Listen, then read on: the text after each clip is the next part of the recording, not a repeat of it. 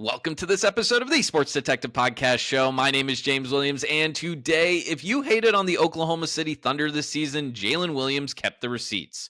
What are we talking about? Well, as you guys know, Sunday night, the Oklahoma City Thunder won their first NBA championship, defeating the Indiana Pacers in 7 games. And on Tuesday, the Oklahoma City Thunder were celebrating their NBA championship, doing the classic parade, shenanigans, going all over the city. All of them appeared like they were pretty drunk and were having a really good time. And one of those players that was obviously having a really good time, especially on social media, was Jalen Williams, who I'm going to go ahead here and show you guys his Instagram story. I will point out he did take this off his Instagram story because I actually went and checked before I started recording this. But this post I found on Twitter is from Clemente Almanza, who is a reporter for Oklahoma, covering the Oklahoma City Thunder. And he went ahead for us and he did a little bit of a screen recording of Jalen Williams pulling out some receipts for some people that were doubting the Oklahoma City Thunder this year.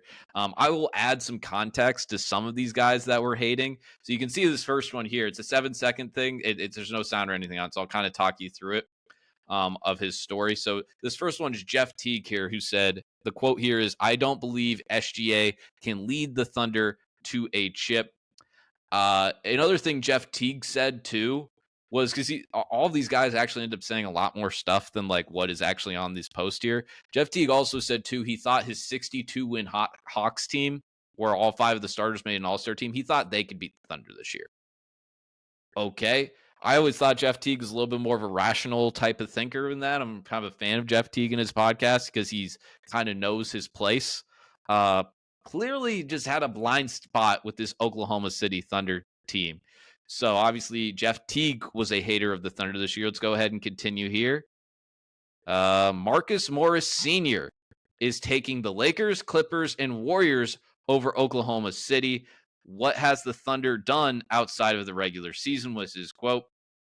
We covered this on the show maybe a month ago when they were in the conference finals against Minnesota, because Marcus Morris said exactly what is the quote there on the screen there, where he was they asked him, who do you like in the West? He said the Lakers, then he said the Clippers, then he said the Warriors. And then it got to the point where they were in the conference finals against the Timberwolves. And then Marcus Morris was asked again, hey, what do you think about the series? And then he took the Timberwolves.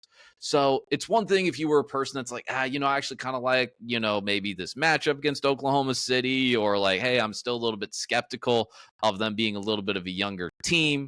But you're taking, at that point, you have them 5th in the West. You have them 5th. And I would have liked to hear what Marcus Morris would have said, too, in the matchup against Denver. Maybe he took Oklahoma City. I don't know. But you're having them 5th in the West when they win 68 games. And we'll go through some certain Oklahoma City stats here in a little bit. But that is just clear delusion there by Marcus Morris. And he just kept denying it all the way along, no matter what any other evidence was telling him. And this last one here, too. I love this one. I love this. I love this one here from our guy, J-Dub. Cooking the hack that he is, Gilbert Arenas.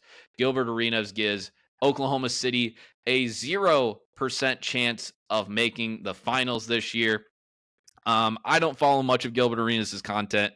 The slop that he puts out pops up on my timeline every once in a while. A thing that you need to know about Gilbert Arenas, guys, he doesn't care what his opinion is. He doesn't care about being right or wrong on his opinion. All he cares about is doing stuff to go viral. That is all he cares about. That is all he cares about as a media pundit. So yeah, I love that he got cooked on this. I love that. I relish in that. And then he obviously put this at the end of this story here. Jobs finished. So he did. I will point this out here. This part is still on his story. The other stuff where he pulled up the receipts for these other 3 guys here is not. So obviously, if you're an Oklahoma City Thunder fan, if you didn't know those details specifically of Jeff Teague and Marcus Morris to kind of add more, gravy to your mashed potatoes there, or more whipped cream on your sundae. There you have it. If you were a person that doubted this Oklahoma City Thunder team this year, that's on you. That's on you.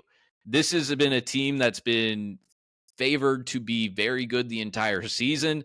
At the start of the playoffs, I believe they had minus 100 something odds in the West when the playoffs started, meaning they were favored. It was basically, hey, take the Thunder or the field. The Thunder were favored over the field. That's how good this team was. They won 68 games this year. Guys, do you know how rare it is for teams to win 68 games in a season? That's one of the highest win totals ever. I think once you start winning that many games in the regular season, there's only I think the only team that won 68 or more games and didn't win the title was the 73-9 Warriors. This team had the best point differential in NBA history. They had 40 wins this season with 15 by 15 or more points, 54 double-digit wins this season. They had the best net rating adjusted for pace since the 96 Bulls. They had one of the best defenses in NBA history. They had by far the best defense in the NBA.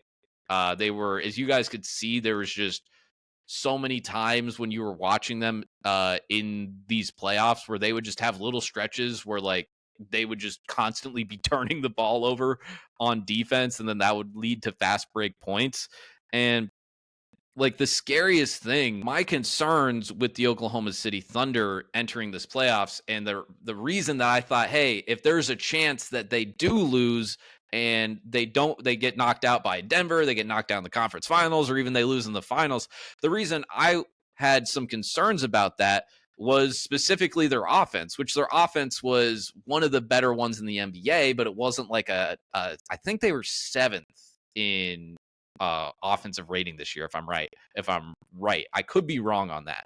But you could tell, times where they struggled in this playoffs or even specifically in the finals, it was kind of like, hey, SGA save us. SGA save us. And that's pretty concerning if you're getting into a final series and you're asking basically, hey, SGA save us. SGA save us.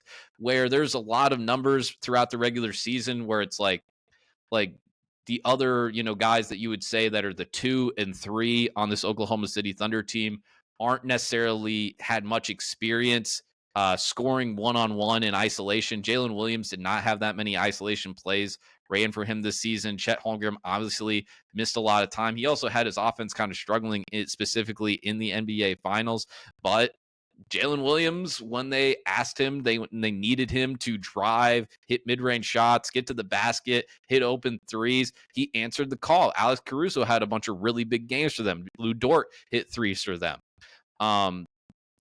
It worked. It worked. And that's the scary thing about this Oklahoma City team as you're projecting them into the future, is that their offense shows a lot of potential to get better. It shows a lot of potential to get better. Chet Holmgren has a lot of skills and things with his game that he still has to untap. Jalen Williams is still a very young player that can develop and become more polished offensively. There is just a lot of other things that you were looking at the future of this Oklahoma City team with how young they are. Now there's different things that are going to be getting complicated here soon when you have to re-sign J-Dub and you have to re-sign Chet, obviously, and how much of these guys are you going to be able to keep. But I know it's kind of crazy because it feels like the last 3-4 champions that we've said, maybe outside of Golden State, we've kind of said, hey, who's going to beat this team next year? And then obviously they were not able to repeat. But if we're being honest here, this team's got the best chance probably since the KD Warriors of repeating. And we'll see. We'll see if some of these guys are going to be, starting to believe if Oklahoma City a little bit more heading into next season. Because I'm just saying, if you were doubting this team at all this year, if you're saying that they had a 0% chance, if you were saying they were the 5th best team in the West or whatnot, you were saying that the Atlanta Hawks in 2015 or whatever would have beaten them, that's on you for just not knowing basketball when it comes to this Oklahoma City team. I think they know basketball in a lot of other cases. I'm not saying that. I've listened to a lot of them talk. I like a lot of things that they say, but they just had some blind spot where they just turned into morons talking about this Oklahoma City team this year. And Not sure if there's other people that maybe Oklahoma City fans out there leave in the comments that other guys that, we should keep the receipts on. We should call them out in the comments if they doubted you guys this year. So, yeah, that's going to do it for this episode here today. Thank you very much for watching. If you like this episode, hit like, hit subscribe. Make sure you leave a comment. Like I said earlier, doing all those things helps us out tremendously in the algorithm and gets this video to as many people as possible. So I'd like to thank you again for watching this video. Make sure you check out other content on the Sports Detective Podcast channel page, and we'll talk to you next time. Thank you for watching.